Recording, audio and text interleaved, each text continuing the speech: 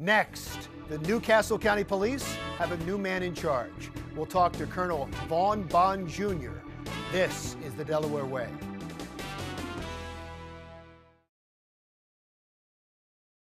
Welcome back to the Delaware Way. Newcastle County has a new police chief. Colonel Vaughn Jr. is the police chief in Newcastle County. We used to have your predecessor, Elmer Setting, in here all of the time. Yes. And I guess the first question to you would be, what is going to change? How are the two of you different?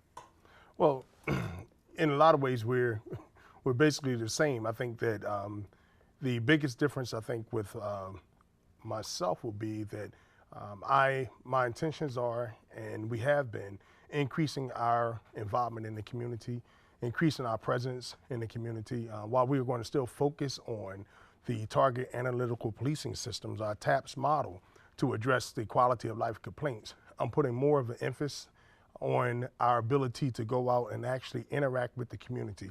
I'm encouraging officers to come up with different ideas, plans, initiatives that will allow us to get in front of the community, to work along with the community. One of the things that has come out over the recent years has been the fact that many people in communities have said that they don't know who the police officers are. And a lot of that is driven by the fact that as a police officer, you respond to 911 calls. And so you may respond from one side of the city to another side of the city, or in our case, in the county. And you don't have an opportunity to stop your car, get out, and actually interact with the community and the citizens that we serve. So we have made an effort to put foot patrol units out. We started in the Route 9 corridor, Dunleith, Oakmont, Rosegate, Rose Hill. We have two officers, Corporal Bill, Corporal Rodriguez, who have actually been out there now for several months and have garnered a great deal of attention. They've been able to bridge a gap. Community has loved them. They've been involved with several programs. It was recently highlighted as sometime in August, the News Journal, on the front page of News Journal, just talking about what they do. The importance of this over them driving a car in the community is a car can create distance, right? And you don't get to see the faces all the time. Right. And the car, when you're in a vehicle, it's hard to get out and walk. You want it. What we want is officers to get out, walk through the community, stop and talk to Mr. Jones, Miss Smith, see what their issues are, see what their problems are. One thing that we found out is that, a lot of times people, complaints don't always center around criminal activity. And as a police department, we have access to a lot of different resources. Sometimes a community might have a problem with code violations that are taking place, overgrown grass. Well, we have a phone number. We can pick up the phone and call, or we can direct them in a direction so that they can get that issue resolved. And so having officers out there interacting and doing things like that, it helps to increase the communication and tear down the barriers. The community sees that the police officers are no different than them. We are a part of the community. We're human. We care about the community. We want the same thing that those individuals who live in that particular neighborhood want, and that's to increase the quality of life, cut down on criminal activity so that people have a better and a safer place to live.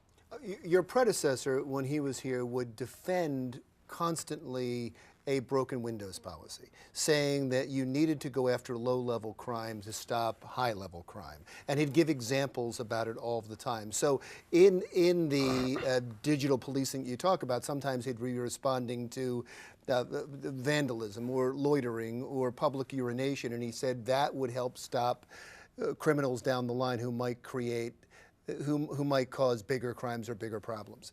However, that's been attacked a lot across the country as necessarily creating a conflict between the community and the police officers. Where do you come down on the broken window policing? Well, I think that there is a place for it. I think that the proof is there. The numbers will speak for it. I think if you don't address the minor issues first, then you're setting yourself up to have more major issues and more consistent issues in the community. It's no different than if you're in your house, and I make it as simple as this. If you notice a small water stain on your ceiling, isn't that the best time to address it before the whole ceiling collapses? And in our case here is you have to be very careful with it because, you're going out there and you don't want to target individuals. You don't want to come in as oppressive in a neighborhood.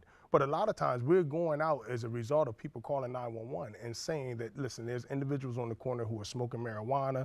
They're out here, they're intoxicated, they're consuming alcoholic beverages, they're cursing and so forth.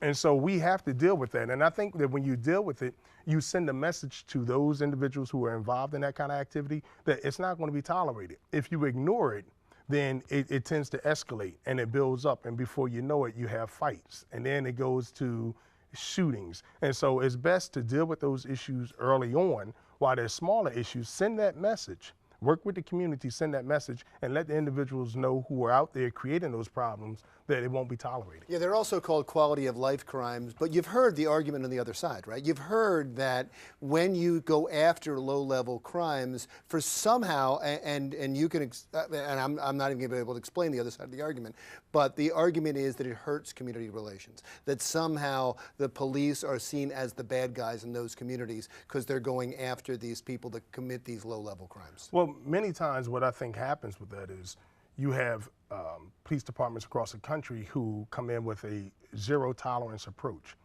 And if you come in with a zero tolerance approach, if you don't do your homework to find out what are the problem residences, who are the problem individuals in there, and you come in with just a zero tolerance, we're going to stop everyone who's moving, you're going to find yourself getting in a situation where you are going to stop Mr. Jones, who gets up every morning at 1:30 or 2 o'clock in the morning because he has to be at the post office to start work at 4 o'clock in the morning. But if you don't do your homework, if you don't get to take the time to get to know who's in that community, you'll end up stopping him. And when you stop him time and time again, it creates a problem. He goes back, he tells other people about it. And it won't be just him, it's other people as well. So there's a lot of responsibility on the police department, on the officers to actually know and have the intelligence on who is creating a problem, if there is a particular house or houses in the neighborhood, dealing with those houses, and also attending community meetings. When you go to community meetings, you find out from the community, who's creating the problem, where are the issues. And when you take all of that and you couple that with an aggressive approach towards policing, that you want to send a message along with the community that we're not going to tolerate, nuisance crimes, quality of life crimes, then I think that you're setting yourself up to have success. I want to talk when we come back about the opioid crisis and how it's affected Newcastle County, and also what Newcastle County's responsibility is when it comes to Wilmington. That's when we continue our conversation with Colonel Vaughn Jr., Newcastle County Police Chief, when the Delaware Way continues.